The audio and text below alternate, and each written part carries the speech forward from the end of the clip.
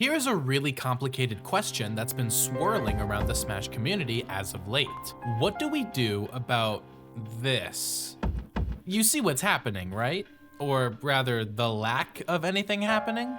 This is what's known in Smash as planking, and unfortunately for us, Steve is very well equipped for it.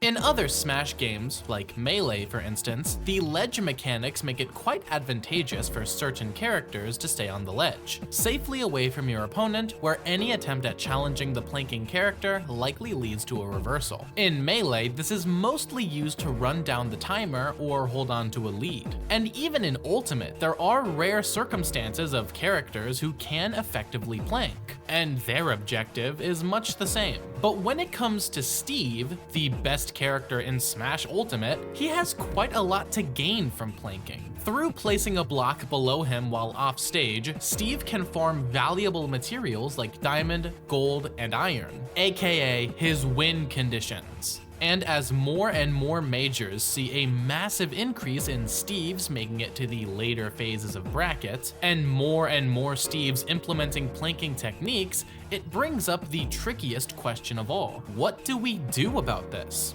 What can we do? Is there any way we can alter the rule set to nerf Steve? My name's Rister Mice, and today we'll be going over nearly every single popular solution that has been brought up to deal with this issue. We'll talk about the pros and cons of each, and by the end, hopefully you'll be more informed on the topic the next time you get into an argument on Twitter. Now, the most obvious solution to this problem is as effective as it is simple: ban Steve. And that's where we'll start.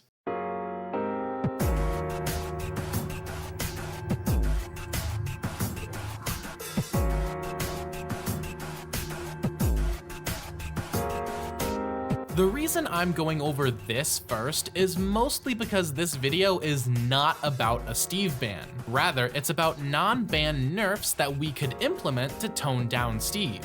But why am I so quick to dismiss a Steve ban? I'll go over why I believe it's impossible, but first, let's go over the pros of this solution. The first pro is that it's already something a lot of people want. For a good portion of the community, at least in North America, this would be a really easy sell. The second pro is that it's extremely easy to implement and enforce. A con that we'll see quite frequently over the rest of these solutions is that enforcing any rule in a tournament with hundreds of people in attendance could get very complicated very fast. But a complete Steve ban is as easy as it comes in terms of enforcement. And lastly, many would argue that banning Steve would contribute towards the overall health of the game. This one is quite complicated and subjective, so I'll basically leave it at that. But it's something to keep in mind. And now the cons of this solution. First and foremost, a Steve ban is actually impossible, and the main reason for that belief centers around Japan. Listen, Steve bans are controversial enough here in the States where people actually want to ban him. At absolute most, only about half the states in the country actually ended up banning Steve. And that number has been steadily decreasing as time goes on. There's basically no major regions left in the world that still has a Steve ban, so reintroducing it would get complicated. But when we look at Japan, that gets thrown out the window. Listen, like it or not, the truth of the matter is that Japan is the most important region in Smash Bros. Ultimate right now. They've got the most top players, the most major tournaments, and a lot of times, smaller regions require Japanese players to reach major status. I mean, for goodness sakes, the newest Kaguribi is on its way to dethroning EVO 2019 as the most stacked tournament of all time. But the key point here is that Japan would never entertain a Steve ban, which effectively kills the idea altogether. So if a sweeping ban on the character is impossible, what can we do? Well, there are a few ideas, and we'll go over them one at a time.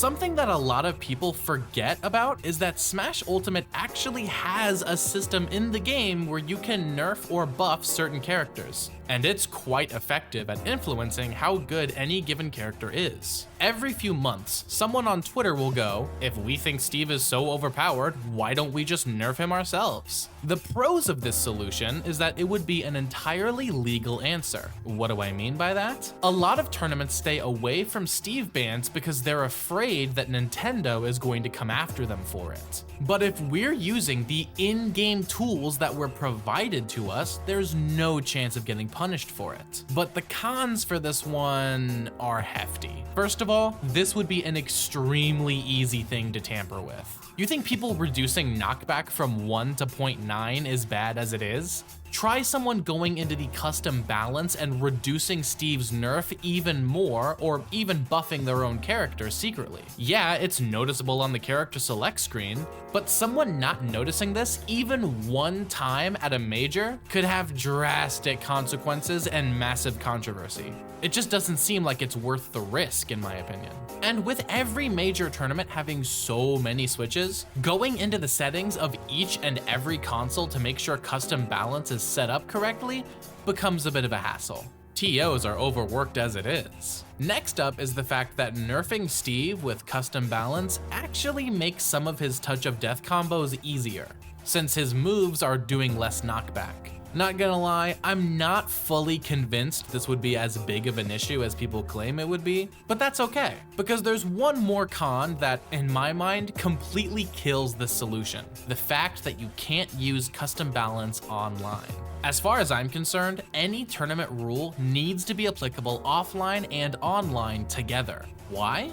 Because so many people use online for practice. If you live in a Steve banned region, you get practice against the character online. If you live in a sparse state with not that much competition, you go in online tournaments. You want to grind with somebody, you hit them up in a Discord, like the Luminosity Smash Discord. Join it today. Regardless, making online and offline two separate balances just won't work, which means that custom balance isn't the solution that we're looking for.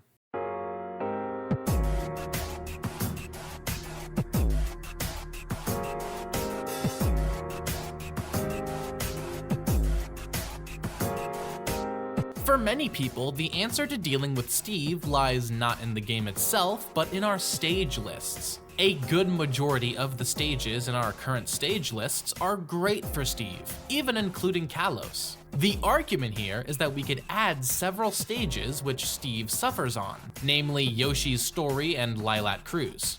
And while some people bring up other stages, these two are the big ones that most people are focused on. The pros of this solution is that it's easily enforceable and legal. It doesn't require checking each and every switch in the venue, and it's hard to tamper with. But sadly, that's kinda where the pros end. Firstly, the Smash community can't even agree on a unified stage list as it is. Even getting rid of Kalos, things like starters and counter picks, completely divide the community. You really think adding volatile stages like this will get us anywhere remotely close to a unified stage list? There is basically zero chance that a solution like this would be universally adopted.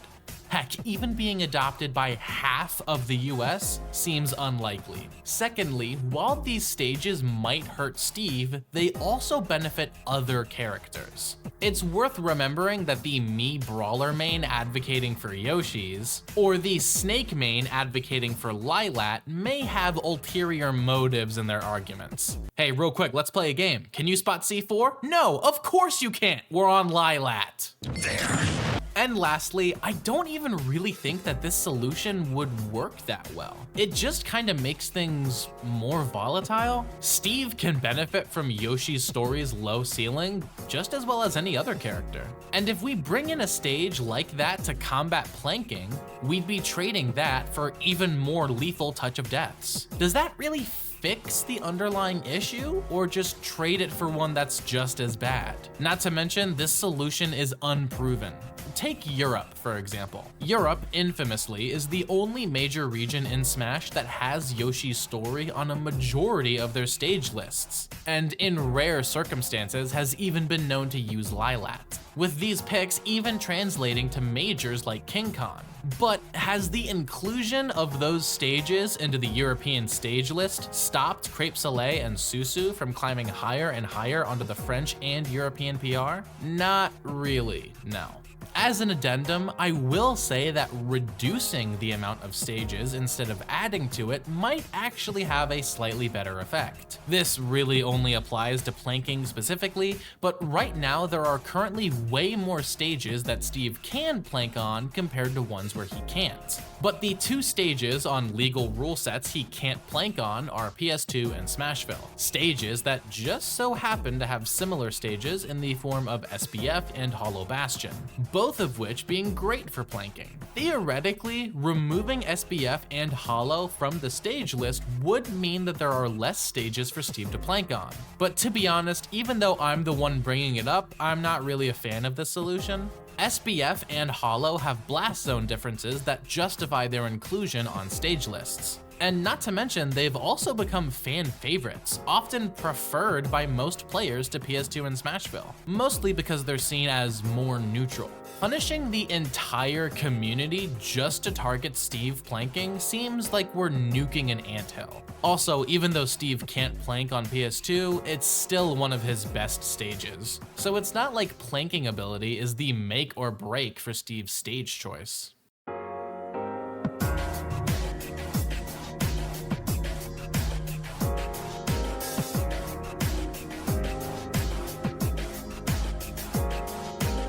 And so, we come to the final proposed solution to the Steve problem overtaking Smash Ultimate lately. One that specifically is meant not to target Steve as a whole, but rather the specific act of planking that we talked about up top.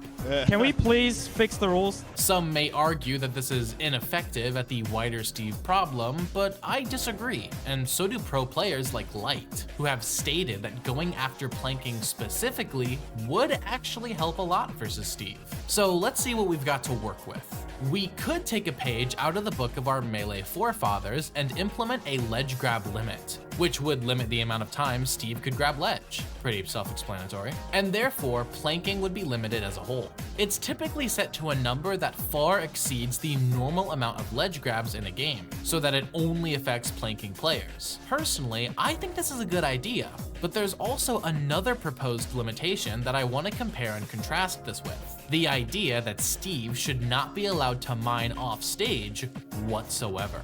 This is a far more important restriction, which would completely forbid Steve from doing any mining when he's not touching the stage. I will say, if we want to implement something like this, it needs to be defined a little less vaguely. For example, would this only apply to off stage on the left or the right, or would it also apply to up in the air? Could Steve mine on a block as long as the block was connected to the ground? Does mining on top of an anvil count as off stage? As you can see, a lot of things would need to be decided for something like this to be implemented. But let's assume that the community comes to an agreed upon consensus for a rule like this, however unlikely that may be. How does it compare to a simple ledge grab limit? Well, firstly, the no offstage mining clause is much more harsh on Steve players, which I think we can all agree is partially the goal here. What's the point in making a new rule that never comes into effect because it's too lenient? One of the cons of the ledge grab limit idea is that Steves can still plank as much as they want to as long as they stay under a set number. And if Hungrybox can keep track of his ledge grabs when he's playing Melee, Steve players can do it too. Not to mention, some ledge grab limits only come into effect in the event of a timeout. If we adopted that style of ledge grab limit, then the Steve player really could plank install all they wanted to. As long as the game didn't go to time, they'd be fine. Something that's certainly possible when diamond tools are thrown into the mix. But despite all of this, ledge grab limits do have an advantage over a no offstage mining clause. It's more enforceable. Smash Ultimate keeps track of how many times you grab the ledge in a single game. So assuming we're on a system where it's not timeout dependent, all a player would need to do is check their opponent's ledge grabs in the results screen. If the number is over the limit, they lose the game. Easy peasy. It would be easy for a TO to verify, it's not susceptible to human error or sabotage, and it is purely the fault of the planking Steve. A no offstage mining clause is quite different in the sense that, well, what if the Steve player just presses B on accident? Is a single mine grounds for a game loss? If we expand it to a continued stream of mining, it opens up the possibility of Steve mains accidentally mining while off stage several times a set. Sure, their opponent would complain to the TO, and by saving the replay, you could look over the VOD and make a call from there. But hopefully you can see how there's now a lot more wiggle room for arguments and a lot more time sunk into this kind of approach. Now, to be perfectly clear, I don't think this would become a massive problem if a rule like this was implemented. After all, most majors these days still do have PMLG banned, and it's not like we see Steve mains abusing that and complaining and dragging out a TO's time. In broad strokes, competitors at Smash tournaments, Steve mains included, will follow the rules. Any instance of a Steve main doing what I described would not only be very rare, but it certainly wouldn't come from any of the established top Steve mains who would never risk losing their careers for something like that. All I'm pointing out here is that a situation like this is possible on paper, whereas that possibility doesn't exist with something like the ledge grab limit. I also want to take this opportunity to talk about something you could apply for several of these solutions, the slippery slope principle. I haven't brought it up yet, plainly put, because I don't really think it matters. The argument that if we make our own rules regarding Steve, what's to stop TOs from making any rule about any character they don't like, kind of falls flat on its face when you consider a few things. One, that kind of thing would never happen at a major tournament, because rules at majors don't come down to the whims of a single person. And if it was attempted, people would complain until it was fixed, or, you know, just not go. And secondly, on a local level, if a TO does implement rules based on characters they don't like, who cares? I mean, certain regions of Texas have had Kazuya banned from their locals for years now, and Hungrybox changes the rules of the coin box all the frickin' time. When it comes to locals, it's their tournament. Who cares if they want to experiment with the rules? If you really don't like it, then do online tournaments, or attend a different local series hosted by a different TO, if there's one available. I just don't think a situation like this would be any sort of big deal, if it happened at all.